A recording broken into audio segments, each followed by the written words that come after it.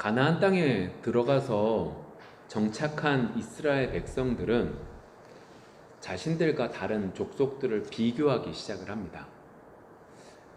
자신들에게 문제가 딱 생기면 그 문제를 이제 지파별로 해결을 하던가, 너무나 큰 문제의 경우에는 모든 지파들이 함께 모여서 이제 이야기 일들을 진행해 나가는 것이 쉽지 않은 반면에, 이방 족속들은 왕이라는 구신점이 있어서 왕이 명령하니까 모든 일들이 일사천리로 잘 이루어지는 것들을 보기 시작을 했죠.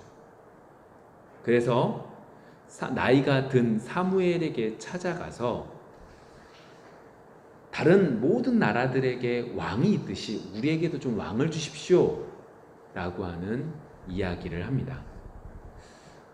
이 말을 했다라고 하는 것은 이미 이스라엘 백성들의 마음속에 이미 결정을 하고 사무엘에게 찾아간 겁니다.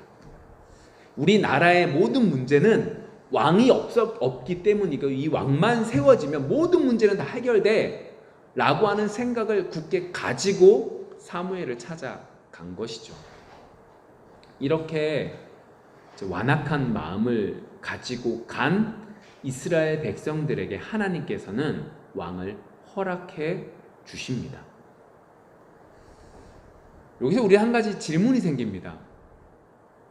분명히 처음에 하나님께서는 사무엘을 통하여, 아니 사무엘도 왕이라는 존재가 이스라엘 백성들에게 필요치 않다라고 이야기를 했습니다. 아니, 분명히 하나님께서도 왕은 안 된다라고 말씀을 하셨다면 끝까지 왕 없이 이스라엘 백성들이 끝까지 나가게 하셨으면 되는데, 그것도 아닙니다. 그렇게 중요한 걸 중간에 바꾸신다는 거죠. 왕 없어도 돼 라고 말씀하셨다가 왕이 있어야 돼, 그래 너희들 그렇게 말하니까 내가 왕을 허용해 줄게 라고 말씀을 하셨다라고 하는 것이 우리에게 의문이 들기 시작을 합니다. 왜 왕을 허락해 주신 것이지? 중요하다면 끝까지 왕은 안 돼 라고 말씀하셨어야 되는데 왜 그렇게 하지 않으셨을까? 라고 하는 질문이 생기게 됩니다. 여기서 우리가 중요하게 봐야 될 것은 왕이라고 하는 제도에 포커스를 맞추시면 안 됩니다. 여기서 정말로 중요한 것은 잠언서 4장의 말씀을 한번 볼까요? 잠언서 4장 23절의 말씀 같이 읽겠습니다. 시작. 모든 지킬 만한 것 중에 더욱 내 마음을 지켜라. 자, 가장 중요한 것이 어디서 뭘 지켜야 된다? 마음을 지켜야 된다라고 말하는 거죠. 아, 그러면 왕이라고 하는 이 제도보다 더욱더 중요한 게 뭐다? 마음이구나 라고 하는 것을 우리가 알 수 있죠.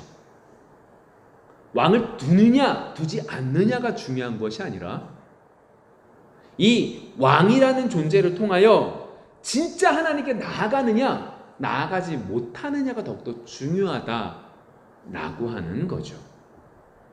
지금 이 상태에서 이스라엘 백성들이 왕을 정말로 둬버리면 이 사람들이 누구를 의지하는 거예요?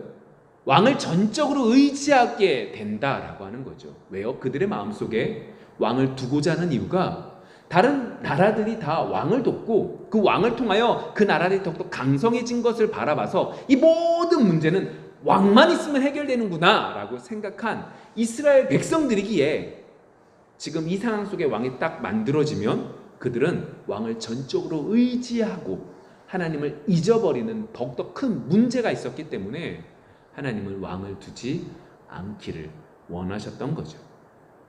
돈도 마찬가지잖아요. 돈이 잘못된 겁니까? 아니요. 돈이 악한 겁니까? 아니요. 돈의 문제는 우리가 돈을 사랑한다는 것에 있습니다. 근데 그 사랑이 누구보다 더 많이 사랑해요? 하나님보다 더욱더 사랑한다는 것에 돈의 문제점이 있는 것이지 돈 자체가 잘못된 건 아닙니다. 하나님은 이 세상 모든 것들을 보기 좋게 만드셨습니다. 물론 우리 때문에 이 모든 세상이 악해졌지만 그럼에도 불구하고 하나님은 이 모든 것들 속에 선하게 만드신 이 모든 것들 속에 우리가 하나님의 뜻대로 나아가면 이 모든 것들을 통하여서도 하나님께서 기뻐하시는 일들을 이룰 수 있습니다. 그런데 문제는 이 모든 것들을 가지고 우리는 악하게 사용한다는 것에 문제가 있는 거죠. 마음에 문제가 있다라고 하는 겁니다. 다스림의 대상이 뭐가 되는 거예요? 섬김의 대상이 되어버린다는 게 문제죠. 이것이 있어서 다스려지고 이것을 통하여 하나님께 영광 돌리고 평안의 삶을 살아야 되는 것인데, 이것이 나의 주인이 되어서 돈에 매달리며 돈 아픔 때문에 살아가는 것이 우리의 인생이 되고, 이것이 우리에게 문제다라고 말하고 있는 것이 이스라엘 백성들에게 왕이라고 하는 존재와 우리의 삶 속에 여러 가지들이 일맥상통하고 있는 것입니다. 그러한 가운데 하나님께서는 이 왕을 허락해 주시죠. 경고하십니다. 이제 이스라엘 백성들은 이 왕이라는 존재를 통하여 누구에게 나가는 거예요? 하나님께 나아가는 겁니다. 이 왕을 의존하는 게 아니라 이 왕이 하나님께 나아가는 모습을 통하여 우리도 하나님께 나아가는 거죠. 그렇게 살아가야 되는 겁니다. 그게 왕의 바른 의미인 거죠. 그렇게 처음 선택된 왕이 사울입니다. 그런데 너무나 안타깝게도 백성들도 마찬가지고 이 사울도 참된 소망이 하나님께 있는 것이 아니라 왕이라고 하는 자신, 그리고 그 왕위를 유지하기 위한 욕심, 그 여러 가지들로 백성들은 백성들대로, 이 사울이라고 하는 왕은 왕대로 그 자리에서 떨어지게 됩니다. 그리고 선택된 왕이 누구죠? 다윗입니다. 이제 다윗의 사명은 뭐예요? 내가 왕이다, 내가 이 모든 나라를 다스린다, 너희들 내 말대로 해야 된다가 아니라 나를 통하여 이스라엘 백성들이 하나님을 바라보게 하는 거죠.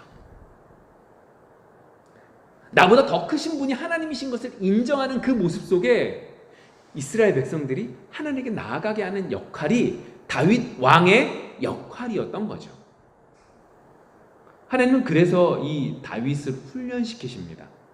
특별히 지난주 말씀을 우리가 기억해 보시면 다윗이 정말로 좋은 선택을 했다, 내가 나뿐 아니라 나와 함께 있었던 내 공동체를 위해서 블레셋까지 들어갔지만 그 길은 잘못된 것이었고, 그것으로 인하여 그 모든 것들을 잊어버리는 그 모든 상황 속에 오직 하나님만을 의지하며 모든 것들을 하나님께 물으며 나아갔던 그 다윗의 모습을 살펴볼 수 있게 된 거죠. 훈련받습니다. 연단받습니다. 준비되어져 갑니다. 그리고 그 후에 다윗은 왕이 되죠. 오랜 시간 동안 훈련받았던 그 사람이 왕이 됩니다. 그런데 우리는 너무나 잘 알고 있습니다. 그러한 왕이, 그렇게 연단받고 훈련받던 왕이 됐음에도 불구하고 어떻게 해요? 여전히 연약한 모습을 갖추고 있었다라고 하는 겁니다. 심지어 사람까지 죽입니다. 그런데 희한하게 사울 왕을 말할 때는 준비되지 않았다, 준비되지 못한 왕 사울이라고 표현한다면, 다윗은 뭐라고 표현해요? 준비된 왕이라고 표현해요. 여러분 잘 보시면 사울 왕은요, 사람은 죽이지 않았어요. 더 정확하게 말하면 죽이고 싶었지만 하나님의 인도하심으로 다윗을 죽이지 못했죠. 근데 다윗은요, 밧세바를 범하면서 그의 남편이었던 우리아를 죽입니다. 근데 희한하게 사울 왕에 대해서는 준비되지 못했지만 다윗은 준비됐다라고 표현하고 있다는 거죠. 무엇이 다른 거죠? 무엇이 준비되었기 때문에 다윗에 대한 평가가 다른 거죠? 오늘 우리는 다윗의 삶 속에서 가장 힘든 역경 가운데 한 부분을 다룰 겁니다. 그리고 그 속에서 다윗의 행동, 다윗의 모습을 통하여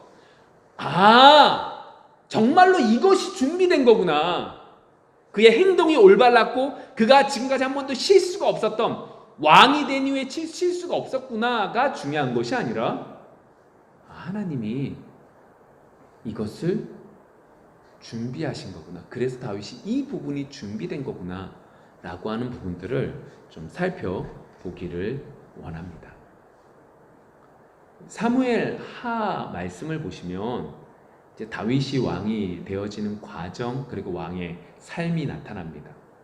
특별히 사무엘하 11장부터 보시면 다윗이 너무나 큰 죄를 범하는데 밧세바라고 하는 여인을 취하고 그의 남편 우리아를 죽이는 사건이 나타납니다. 그리고 사무엘하 12장에서는 그런 범죄를 나단이라고 하는 선지자가 와서 책망을 합니다. 그리고 그 책망 속에서 다윗이 회개를 하죠. 자, 그러면서 이제 13장에 들어서 어떤 일이 벌어지게 되냐면 암논이라고 하는 다윗의 아들과 다말이라고 하는 다윗의 딸, 그러니까 이복 형제인데 그 형제들끼리 나쁜 짓을 범하고 암논이 나쁜 짓을 다말에게 행하고 그것으로 인하여 다말의 형제였던 다말의 오빠였던 압살롬이 암논을 죽이는 사건이 나타나게 됩니다. 자신의 형제를 죽였으니 도망을 칩니다.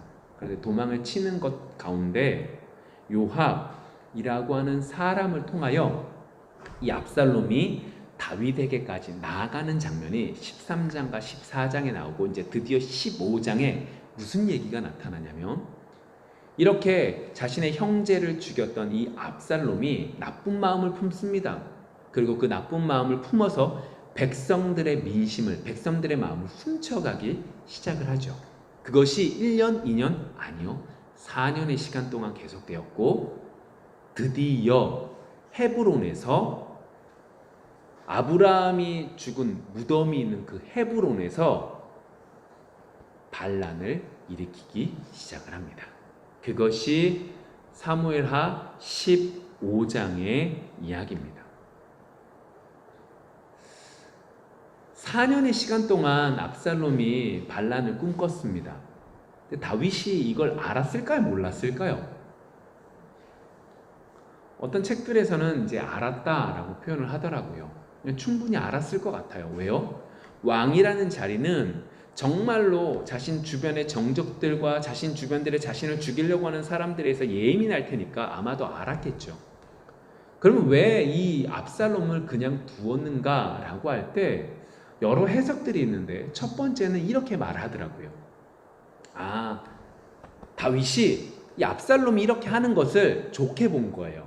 무슨 의미냐? 이 압살롬이 이제 어차피 보면 이 전에 있었던 자신의 아들들 가운데 배가 다르긴 하지만 여러 형제들이 이제 장자와 여러 사람들 이제 제거되고 없어지고 하다 보니까 이 다음에 왕이 될 사람은 아마도 이 압살롬일 텐데 이 압살롬이 자신의 왕이 자신 이후의 왕이 될 텐데 왕이 될 때 여러 가지들을 준비하는 모습으로 이 모습들을 본 거죠. 백성들의 마음을 자신에게 돌리는 걸 이후에 왕이 될 때 도움이 되기 위해서 이런 여러 가지들을 했구나라고 생각하는 그렇게 해석하는 구절들이 그렇게 해석하는 사람들이 목사님들이 계시더라고요. 근데 여기서 한 가지 조금 의아한 건 이 부분이에요. 이 압살롬이 암논을 죽인 이후에 다윗에게까지 나아가는 시간이 좀 걸려요. 근데 그 과정 속에 요압이라고 하는 장관이 이 압살롬을 이제 데려다 주는데 그 과정의 시간들이 오래 걸려요. 이 요압이라는 사람이 정치적인 여러 가지 부분들 속에서 자신의 권력과 정치적인 부분들 속에서 예민하게 굴었던 사람인데 이 예민하게 굴었던 사람이 좀 오랜 시간을 두면서 다윗에게 이 압살롬을 데려가는 과정들이 긴 걸 보면 아마도 다윗이 압살롬에 대해서 좋은 긍정적인 생각을 가진 것 같지는 않아요. 그럼 다르게 어떻게 해석하느냐? 영적으로 좀 둔감한 상태다라고 말을 하더라고요. 100% 이걸 제가 받진 않지만 어느 정도 이 부분을 받을 수 있는데 어떻게 보시면 이렇게 생각하시면 돼요. 이 다윗이요 분명히 11장부터 제가 말씀을 드렸던 이유는 11장에 간음을 행해요. 그리고 살인을 범해요. 그리고 12장에 죄에 대해서 깨닫게 되고 그것을 통하여 하나님 앞에 간절히 회개를 했던 이 다윗이 그래서 하나님이 용서해 주셨던 이 다윗이 영적으로 좀 둔감하다?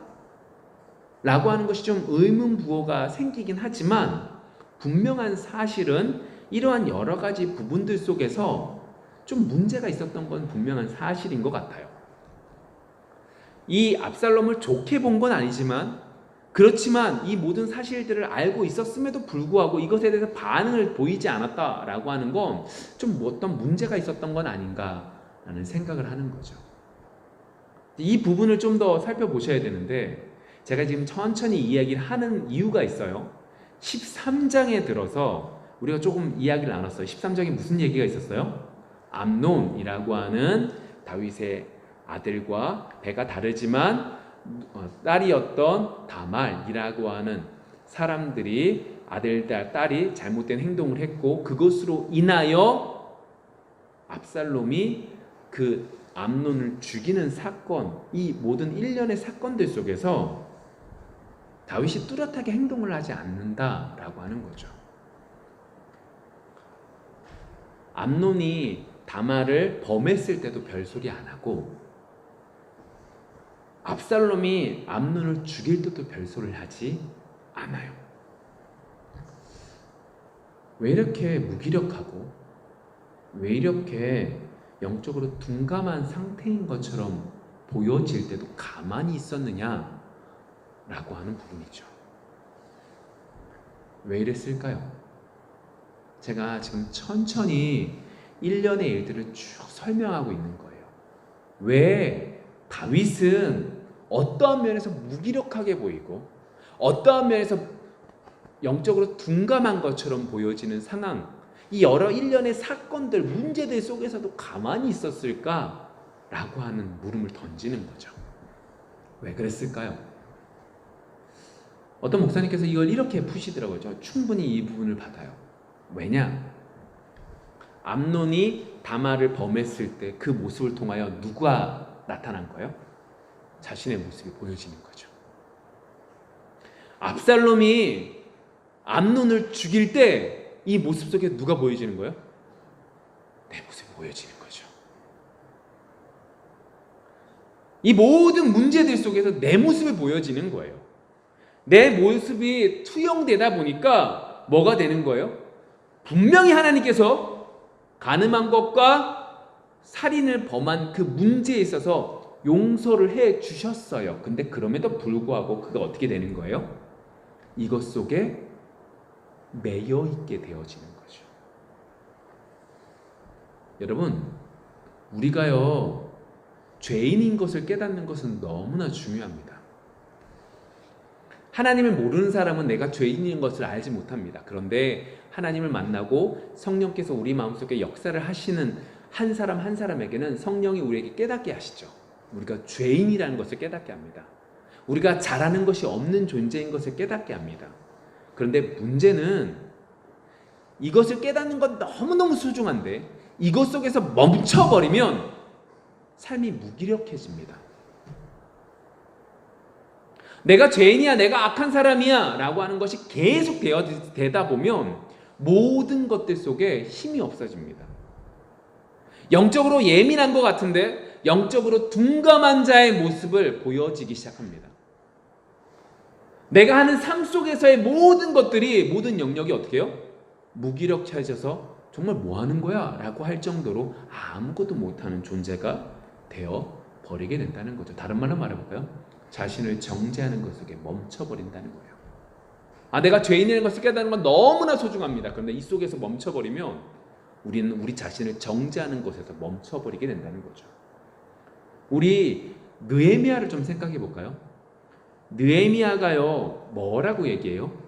우리 남유다가 범죄했기 때문에 우리가 멸망당하는 건 당연하다, 당연하지 않다? 당연하다. 유다 백성들이 하나님은 사랑입니다 라고 말했지만 그것이 아니라는 거예요.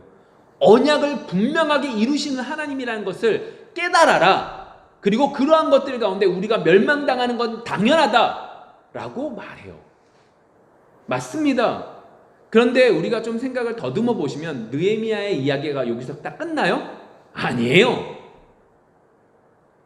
언약에 맞춰 우리가 멸망당할 수밖에 없지만 언약에 맞춰 하나님이 우리를 어떻게 다시금 회복시켜 주신다. 하나님 우리를 긍휼히 여겨 주십시오 라고 고백했던 것이 느헤미야예요. 내가 죄인입니다. 나는 아무것도 못합니다. 나는 정말로 할 수 없는 존재입니다 라는 걸 깨닫는 것도 너무나 중요하지만, 이 깨달음 속에서 정말로 예수 그리스도를 바라보아 내가 하나님으로 인하여 승리를 얻습니다. 다시금 회복시켜 주십시오 라고 나아가는 것이 정말로 바른 신앙인의 모습이다 라고 하는 거죠. 오늘 다윗이 지금까지 했던 이야기들은 어디서 멈춰 있는 거예요? 무기력이요. 내가 저 아들들, 저 딸, 저 아들의 살인사건, 저 아들의 간음, 저 사건들 속에서 뭘 보는 거예요? 내 모습을 봐요. 내가 정죄받을 존재고, 내가 저 사람들에게 내 아들들에게 뭐라고 할 만한 존재가 못 된다라는 걸 아는 거죠. 이전에는 내가 그렇게 죄인인 것을 모르고 막 손가락질, 넌 잘못했어! 라고 말했을 텐데, 내가 이제는 그렇게 말할 만한 자격이 없는 존재라는 걸 철저하게 느끼는 거죠. 근데 문제는 거기서 시간이 오래되다 보니까 어떻게 해요? 자신을 정죄하는 것 속에 무기력해진 모습으로 보여질 수밖에 없는 존재가 되어버린 것이죠. 근데 여러분 기억하십시오. 다윗은 여기서 멈추지 않습니다. 이게 중요해요. 이게 준비되었다는 거예요. 다윗은요, 우리가 지금까지 본 내용으로 보면 무기력해 보인다니까요. 근데 무기력에서 멈춰지지 않아요. 자신을 정죄하는 것에도 멈춰지지 않아요. 이게 정말로 중요한 거예요. 하나님이 왜 다윗을 준비하셨다라고 말하냐면 이 부분이 준비되어진 거죠. 우리의 생각엔 성경의 지식들이 많아지고 많은 것들을 알고 있고 많은 것들을 품을 수 있고 많이 기도하고 이것들이 준비된 것처럼 여겨지지만 그것이 아니에요. 다윗이 정말로 준비된 것은 내가 죄인인 것을 철저히 느끼되 이 다음 단계로 나아가고 있다는 거예요. 자, 보세요. 우리 사울왕을 한번 생각해 보세요. 사울이요, 사무엘상 28장에서 이제 블레셋과 전투를 벌이게 되거든요. 근데 사울의 마음이 너무너무 괴로운 거예요. 두려운 거예요. 이미 사무엘도 죽은 이후거든요. 내가 아무도 없는 이 상황 속에서 이 블레셋 사람들과 싸우다가 죽으면 어떡하지? 라는 걱정이 들어있는 거예요. 그래서 사울이 어떻게 하느냐? 자신이 신접한 사람들을 다 내쫓았는데 신접한 여인을 찾아서 그 여인 앞에 서요. 그리고 그 여인에게 말하죠. 사무엘을 좀 불러달라고. 정말로 추한 모습이 그냥 드러나죠. 근데 그 여인을 통하여 사무엘을 가장한 악한 영이 나타나서 어떻게 해요? 사울을 저주해요. 죽을 거라고 말해요. 그랬더니 사울이 어떻게 해요?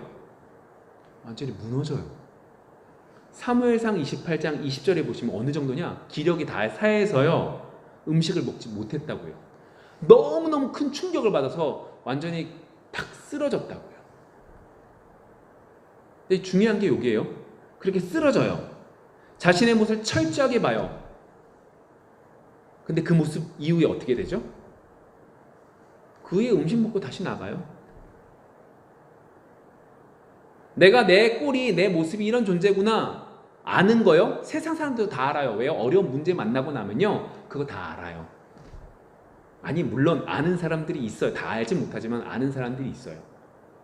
근데 정말로요 예수님을 믿고 예수님으로 인하여 준비된 사람은요 좀 달라요. 다윗은 어떻게 할까요? 오늘 압살롬이 반역을 범했다라는 이야기를 듣고 다윗이 하는 행동이 뭐냐? 여러분들은 뭐 할래요? 뭐 하실래요? 지금 헤브론이라는 곳으로 멀리서 그나마 조금 거리가 있는 데에서 반란을 일으켰어요. 내가 있는 곳은 그나마 방비할 수 있고 그나마 나에게 600명이나 되는 용병이 있어요. 가드에서까지 쫓아온 사람이다 라고 말할 정도로 용병이 있었다고요. 그러니까 어떻게 잘 방어하면서 싸우면 버틸 수 있다고요. 이해되시죠? 그리고 가장 중요한 건 반란을 지금 일으켰지만 지금이 가장 약할 때거든요. 그러니까 지금 바로 공격을 하는 게 올바른 거예요. 근데 다윗이 어떻게 행동하죠? 예루살렘을 떠나요. 방비할 수 있는 성을 떠나요. 심지어 어느 정도냐면 제사장과 언약궤가 다윗에게 쫓아오거든요. 이게 너무너무 중요한 내용인데, 이스라엘 백성들에게 있어서 언약궤, 제사장이 어디를 향하느냐가 정말로 중요해요. 종교 사회잖아요. 그러니까 법궤가 어디에 있느냐, 정통성이 어디 있느냐예요. 제사장이 어느 편에 드느냐, 제사장이 하나님의 제사장이 이렇게 하는 거 보면 이게 좀 더 맞네? 라는 생각을 하는 거예요. 그런데 이 정통성을 가지고 있는, 명분을 충분히 가질 수 있는 제사장과 법궤를 다시금 돌려보내요. 따라오지 말라고 그래요. 다윗이 법궤의 중요성을 모르기 때문입니까? 아니요. 다윗 역시 법궤를 예루살렘 성으로, 그 다윗성으로 가져오면서 어떻게 해요? 왕권의 정통성이 더욱더 확고하게 됐어요. 그거를 경험했던 사람이 다윗이에요. 근데 그 다윗이 그 모든 것들을 내려놓고 가져오지 못하게 하고 자신과 함께 있는 그 사람들만 따라오게 해요. 그리고 나와요. 그렇다고 해서 모든 걸 포기한 건가요? 그건 아니에요. 사무엘하 15장 30절에 보시면 신발을 벗고 울면서 그 갈멜산을 올라가요. 그러니까 예루살렘을 넘어서 갈멜산에 바로 있어 그쪽을 넘어가면서 이제 떠나는 거죠. 그러니까 철저하게 자신의 모습들을 뒤돌아보면서 모든 것들을 포기한 것처럼 보이지만 그것도 아닌 것으로 나아가고 있는 거죠. 여러분, 이 부분이 다윗이 준비되어 있는 부분이라는 걸 아십니까? 아니, 뭐가 준비된 건가요? 그냥 도망치는 거잖아요. 모든 걸 포기하면서 도망치는 것처럼 보여져요. 근데 오늘 우리가 함께 읽었었던 그 말씀을 보시면 무엇이 제대로 준비된 건지가 나와요. 5절부터 좀 볼게요. 다시 한번 읽어볼 건데 여러분들 보세요. 이제 이야기 내용들은 여러분들 보시면서 넘어갈게요. 다윗 왕이 바후림의 이름에 거기서 사울의 친족 한 사람이 나오니 게라의 아들이요 이름은 시므이라. 그가 나오면서 계속하여 저주하고 또 다윗과 다윗 왕의 모든 신하들을 향하여 돌을 던지니 그때의 모든 백성과 용사들은 다 왕의 좌우에 있었더라. 자, 다윗이 도망을 쳐요. 도망을 치는데 멀리서 베냐민 지파 사람, 이 말인즉슨 이전의 왕 사울 왕의 지파였다는 거예요. 그 사람이 그 사람 중에, 그 지파 중에 한 명이었던 시므이가 나와서 뭐 하는 거예요?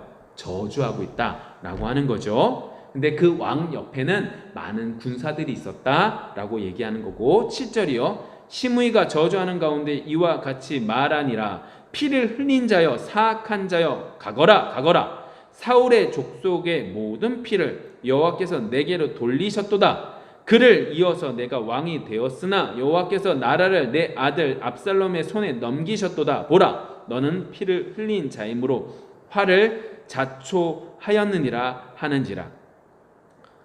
자, 이게 무슨 얘기예요? 이 시므이가 나와서 저주를 하는 거죠. 저주의 내용들을 잘 보세요. 이 말이 맞나요? 틀리나요? 지금 시므이가 나와서 막 다윗 왕을 저주하는 거인데 이 저주하는 말이 맞나요? 틀리나요? 피를 흘린 자여, 사악한 자여, 가거라. 여러분 기억 한번 해보세요. 다윗이 왕이 될 때 누가 세우신 거죠? 하나님이요. 다윗이요 사울을 죽였나요? 아니요. 죽일 수 있는 2번의 기회가 있어요. 근데 한 번도 죽이지 않아요. 심지어 사울 편에 있었던 사람들을 죽이는 일들도, 아브넬과 이스보셋을 죽일 때도 다윗이 죽이지 않아요. 근데 시므이가 지금 뭐라고 말하는 거예요? 다윗이 그 모든 것들을 했대요. 그러니까 이 모든 것들이 너에게 피가 돌아가는 것이고 네 아들한테 그 모든 것들이 내려가는 거야. 잘됐어 라고 얘기하는 거죠. 근데 정말로 눈에 거슬리는 부분이 어디냐면 이거죠. 이렇게 말하는 시므이가 누구의 이름을 대고 말해요? 여호와요. 하나님 이름 대면서 지금 다윗을 저주하는 거예요. 다윗은 그런 적이 한 번도 없는데 하나님의 이름을 들먹이면서 다윗을 저주하고 있는 거죠. 자신이 편한 대로 하나님의 이름을 들먹이는 거예요. 어떤 면에서 맞을 수 있는 이야기일 수도 있죠. 지금 다윗은 다른 사람도 아니라 자신의 아들에게 쫓기고 있으니까 그 부분은 뭐 맞는 거죠. 근데 여러분, 이 부분 속에서 잠깐이지만 함부로 판단을 통하여 그러니까 현상을 통하여 함부로 여러 가지들을 판단하지 않기를 소망합니다. 정말로 시므이가 너무나 큰 잘못을 한 거거든요. 다윗은요, 피 흘린 적도 없고 죽인 적도 없어요. 하나님이 세우셨어요. 근데 이 시므이가 하나님의 이름을 들먹이면서 다윗을 저주하고 있다. 근데 이 모습이 우리도 나타날 수 있어요. 뭘 바라보면서? 현상을 바라보면서 쉽사리 판단할 수 있다고요. 이 말인즉슨 하나님을 두려워하지 않는다고요. 여러분, 두려워할 수 있는 여러분들이 되어지기를 소망합니다. 이제 다시 본문으로 돌아갈게요. 자, 그러면서 이렇게 저주하는 소리를 들으니까 9절에 수루아의 아들 아비새가 어떻게 해요? 이렇게 말을 하고 있는 이 시므이를 뭐 하겠다? 제가 죽이겠습니다 라고 얘기합니다. 다윗이 뭐라고 그러냐? 이제 10절부터 제가 읽을게요. 왕이 이르되 수루아의 아들들아, 내가 너희와 무슨 상관이 있느냐? 그가 저주하는 것은 여호와께서 그에게 다윗을 저주하라 하심이니 내가 어찌 그리 하였느냐 할 자가 누구겠느냐 하고, 또 다윗이 아비새와 모든 신하들에게 이르되 내 몸에서 난 아들도 내 생명을 해하려 하거든 하물며 이 베냐민 사람이랴. 여호와께서 그에게 명령하신 것이니 그가 저주하게 버려두라. 혹시 여호와께서 나의 원통함을 감찰하시리니 오늘 그 저주 때문에 여호와께서 선으로 내게 갚아 주시리라 하고, 다윗과 그의 추종자들이 길을 갈 때에 시므이는 산비탈로 따라가면서 저주하고 그를 향하여 돌을 던지며 먼지를 날리더라. 왕과 그와 함께 있는 백성들이 다 피곤하여 한 곳에 이르러 거기서 쉬니라. 자, 다윗의 부하 아비새가 어떻게 해요? 죽이겠다고 말해요. 다른 말로 말하면 충성된 사람이잖아요. 근데 다윗의 말이 뭐예요? 그냥 버려두래요. 여기서 이제 오해하지 말고 잘 보셔야 되는 게, 이렇게 저주하게 하신 게 누가 하신 것이다? 여호와께서 하신 거라는 거예요. 이거 잘 보셔야 되는 거예요. 하나님이 이걸 허용해 주셔서 이 사람이 하는 거니까 그냥 두라는 거예요. 여러분, 이게 우리가 좀 기억을 해보셔야 되는 게, 어디서 보셔야 되냐면 사무엘하 12장 10절에 이렇게 말하거든요. 밧세바 사건이 일어난 이후에 이렇게 말합니다. 하나님께서 다윗에게 이제 내가 나를 업신여기고 햇사람 우리아의 아내를 빼앗아 내 아내로 삼았은즉 칼이 내 집에서 영원토록 떠나지 아니하리라 하셨고, 하나님께서 다윗에게 이 말씀을 하시는 거예요. 다윗은 이 말을 기억해요. 그래서 지금 내가 내 아들 때문에 도망을 치고 있는 이 상황 속에 나를 저주하는 그 사람의 말을 뭐로 받는 거예요? 하나님이 하신 말씀으로 받는 거죠. 이게 은혜 받은 자의 모습입니다. 이게 은혜 받은 자의 모습입니다. 그리고 12절에 이렇게 말하죠. 혹시 여호와께서 나의 원통함을 감찰하시리니 오늘 이 저주 때문에 여호와께서 선으로 내게 갚아 주시리라. 잘 보셔야 돼요. 이렇게 저주하게 허용해 주신 것은 하나님이라는 거예요. 그런데 혹시, 다시 말하면 이 사람이 이렇게 저주하는 걸 불쌍하게 여기서 당연히 이것 때문에 바꿔주실 것이다, 이 의미가 아니에요. 이건 당연한 거예요. 이렇게 저주하는 건 당연한 거예요. 이미 하나님께서 말씀하시니까 당연한 거예요. 하나님의 은혜로 받은 거예요. 받았는데 이 모습을 통하여 하나님이 어떻게 해요? 이걸 통하여 혹시나 정말로 나를 불쌍히 여겨주셔서 혹시나 나를 나를 용서해 주시고 나를 선하게 인도해 주실 수도 있다라고 하는 거죠. 100% 이렇게 해주실 것이다가 아니에요. 뭐예요? 해 주실 수도 있다라고 하는 거죠. 여러분, 다윗이 준비된 게 뭘까요? 지금 여기서 다윗이 준비된 게 뭐예요? 내가 죄인이야. 내가 너무너무 죄인이야. 내가 이렇게 말하는 거 충분히 받을 수밖에 없어. 그런데 이 가운데, 이 모든 1년을 가운데 다윗이 정말로 준비된 건 이 부분이에요. 이 모든 은행이, 지금 있는 모든 일들이 내가 할 수 있는 거예요? 아니요. 하나님께서 하시는 것이고 하나님께서 원하시는 대로 이루어진다 라고 하는 것이 다윗에게 있었다는 거죠. 여러분, 너무너무 중요한 내용이에요. 다윗은요, 지금 철저하게 하나님의 주권을 인정하는 거죠. 지금 다윗의 모습을 잘 생각해 보세요. 다윗은요, 준비돼서 왕이 됐어요. 나 이제 좀 다른 세상을 살 거야. 난 정말로 하나님 앞에 정말로 충성된 왕의 역할을 감당할 거야 라고 했는데 자신이 한 게 뭐예요? 간음하고요. 그리고 뭐예요? 사람 죽인 거예요. 근데 이게 죄라는 걸 인식해요? 못해요? 다윗 못해요. 할 줄 알았거든요. 준비돼서 뭔가 다를 줄 알았거든요. 못해요.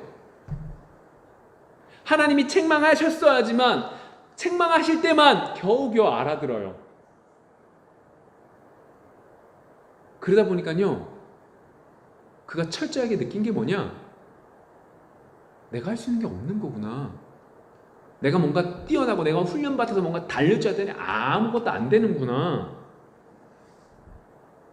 내가 아무것도 못하는 존재네 라는 것을 철저히 깨닫게 되어서 내가 이 모든 것들을 움직일 수 있는 존재가 아니라 하나님의 언약대로 이 모든 것들이 움직여지고 내가 그 속에 들어가 있는 존재구나 라는 걸 철저히 깨닫는 그런 준비가 되었다는 거죠.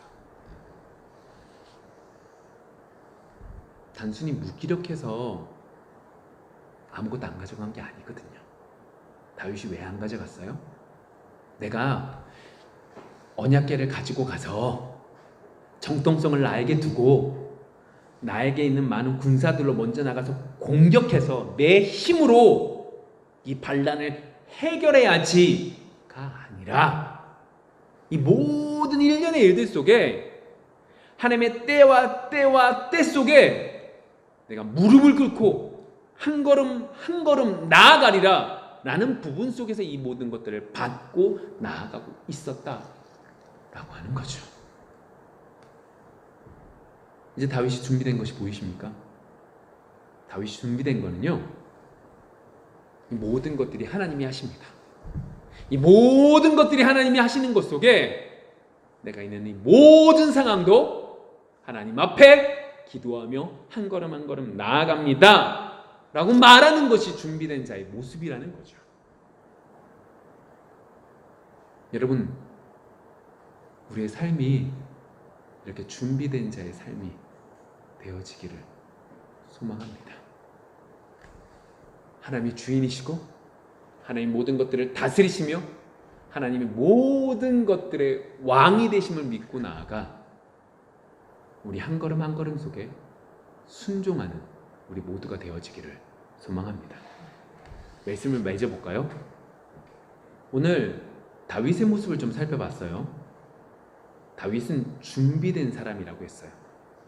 뭐가 준비됐어요? 다른 게 아니었어요. 하나님의 말씀, 하나님의 언약은 누가 이루신다? 하나님이 이루신다. 이것을 그가 너무나 추하다, 너무나 악한 존재다라는 걸 인식했을 때 어떻게 되는 거예요? 이것을 고백하며 나아갈 수 있는 시작점이 되었다라는 걸 보게 되죠. 여러분, 이번 한 주 살아갈 때 하나님은 우리의 주인 되심을, 그래서 준비될 수 있는, 준비된 자의 삶을 살아갈 수 있는 우리 모두가 되어지기를 소망합니다. 합니다. 기도하겠습니다.